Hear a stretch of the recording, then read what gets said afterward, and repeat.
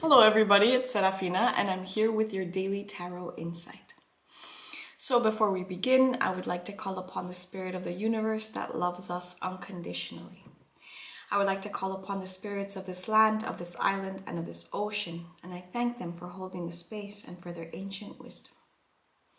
And I would like to call upon my ancestors, team of light, archangels, and higher self, and I thank them for their presence and guidance with this reading. Okay, so, beloved spirit of the universe, what loving guidance is there for the collective today? What loving guidance is there for the collective today? Oh.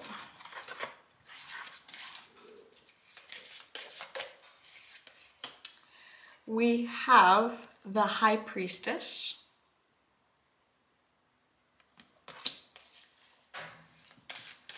What loving guidance is there for the collective today? We have the Wheel of Fortune. What further guidance is there for the collective today?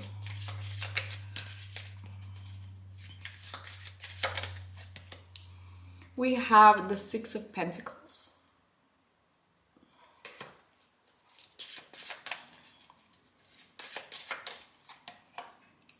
And we have the Seven of Pentacles. So, for the Oracle card, what further guidance is there for the collective today? We have the Creator. Beautiful. Okay, I think I want to pull some clarifiers. So could we please clarify the High Priestess? Can we clarify the High Priestess? We have the Queen of Wands. What an interesting pair to have together. Can we clarify the Wheel of Fortune, please? Can we clarify the Wheel of Fortune? We have the Four of Swords. Okay, so I'm getting a feel for it now. So basically, when the High Priestess comes up, she's telling us that there is something that's already in our subconscious mind that we know about, something that maybe we've been contemplating, some messages that maybe we've been receiving from the universe about something, and we are now able to perceive it. We are now able to see it with more clarity. Why? Because we have the Queen of Wands here. As you can see, she is a beautiful centaur and she has a salamander. Salamanders are protection of fire, right? And so it tells me that lots of us are going to be coming into our own intuitive power. We're going to be able to be recognizing the symbols, the messages that we have around us, and being able to take action, to take direction, and even leadership or authority in something regarding our life. Then we have the Wheel of Fortune with the Four of Swords. The Wheel of Fortune is positive karmic change and cycles. If you think about it, like time, first of all, it's a construct, but second of all, it really never stops. Like the only constant is change. And that is the message of the Wheel of Fortune. The Wheel of Fortune says the wheels are always going to keep on turning, and usually it, specifically when it comes up upright, it's saying there is going to be positive karmic wheels turning for us regarding whatever it is that we had an intuitive hit or we're taking action around. And that is going to allow us to have a lot more mental peace, a lot more mental clarity. It's kind of like us settling into our body after we've been receiving these highly intuitive messages, something that you can't explain with logic or reason.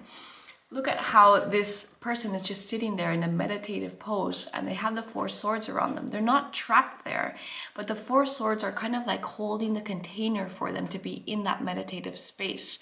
So a lot to do today with like the psyche, a lot to do today with like the subconscious realms. because of the High Priestess, the Four of Swords. And then we have the Six of Pentacles. The Six of Pentacles is about us giving and receiving in balance, right? If we can see the specific fairy, she has like a snake of transformation, and then she has turtles around it. In the Rider-Waite, usually we see a merchant who is giving money with some scales, right? And so when this card comes up, it's all about balancing our energy, whether it be material energy, spiritual, or emotional. So it's being able to give and receive in balance, right? And knowing where the boundaries lie, or are we neglecting certain parts of our life that need more attention? Because we have the Seven of Pentacles. The Seven of Pentacles is similar to the Four of Swords in the sense that it's asking us to stop and reflect, to stop and pause before we continue forward. So I'm actually going to pull a clarifier for this one. Could you please clarify the Seven of Pentacles?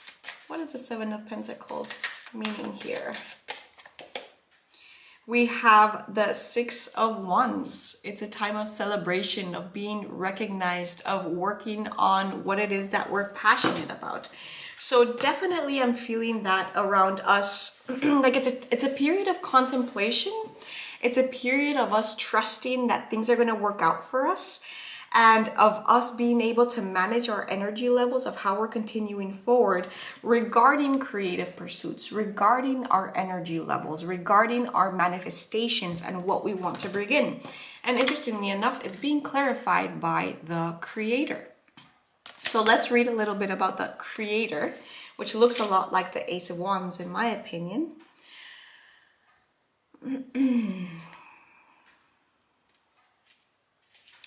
Creator finds us when we need to move the raw and pure energy in our body and allow it to physically manifest. To be with creation is to simply interpret that which is already within us. There are no rules for creation. This card also may indicate a time where you need to protect your creative work. Think of ideas, inspiration, and creativity as a seed that needs adequate attention, nurturing, and protection. If you have an idea or are working on something, you are being encouraged to keep the energy close to you. Nurture the seed, protect it, and keep it within your personal container. Do not scatter or share sacred creative energy with others until you know it is the right time. The balanced Creator has lots of energy and finds inspiration easily. Others may perceive them as always moving to new things, but in reality, they are grounded enough to show up to one idea in order for it to manifest.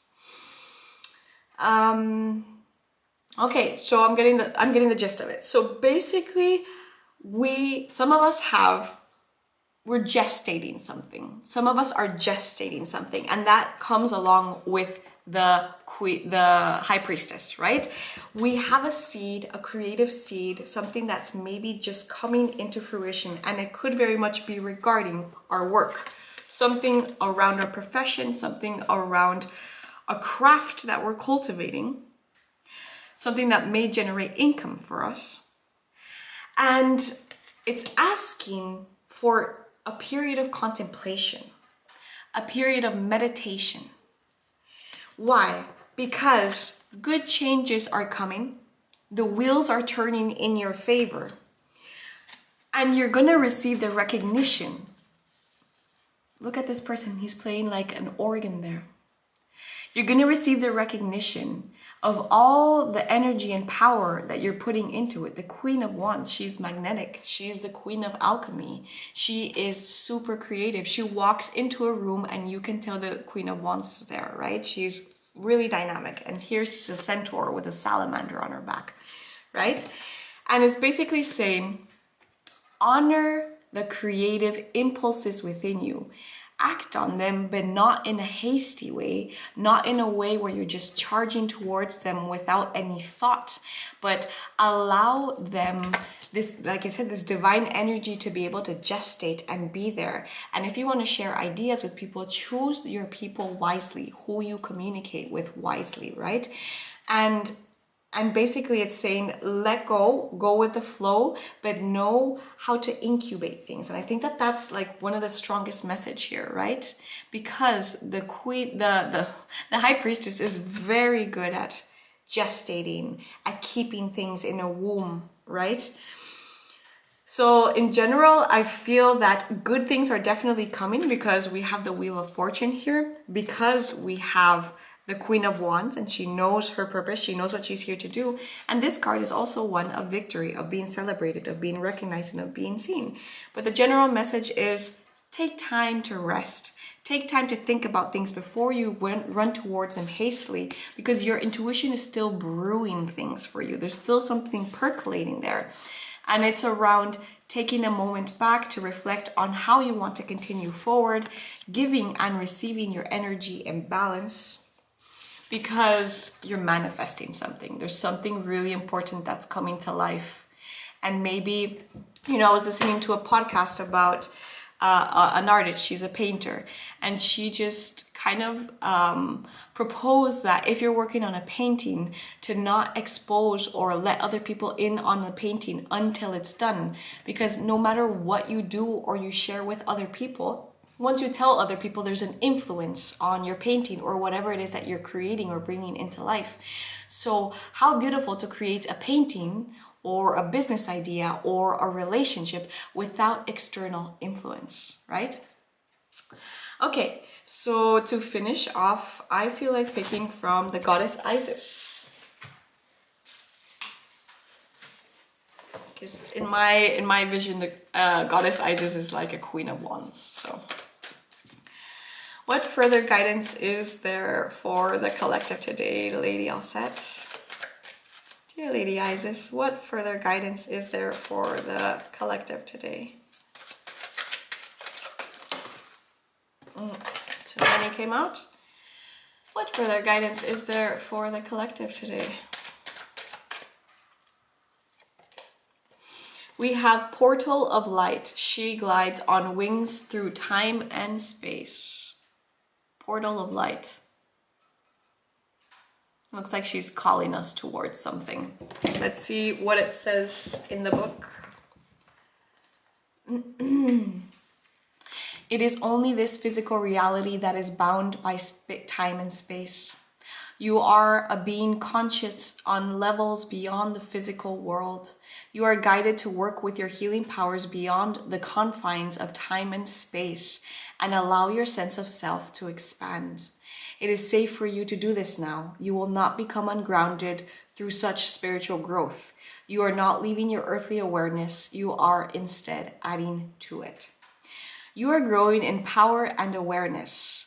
You have had breakthrough insights where you realize that you are not who you thought you were, and in fact, you are a much vaster being. Sometimes this was shocking and uncomfortable and difficult to accept. At other times, it was gentle and made much sense to you. You are learning to integrate this awareness of your vast self into life. The practical consequences of doing so are extraordinary. To live with less fear and insecurity, to become more detached and more passionate, more loving and less demanding, to need less and receive more. So basically, she is calling you to embrace your full power. She guides you to powers and abilities to heal that are beyond time and space.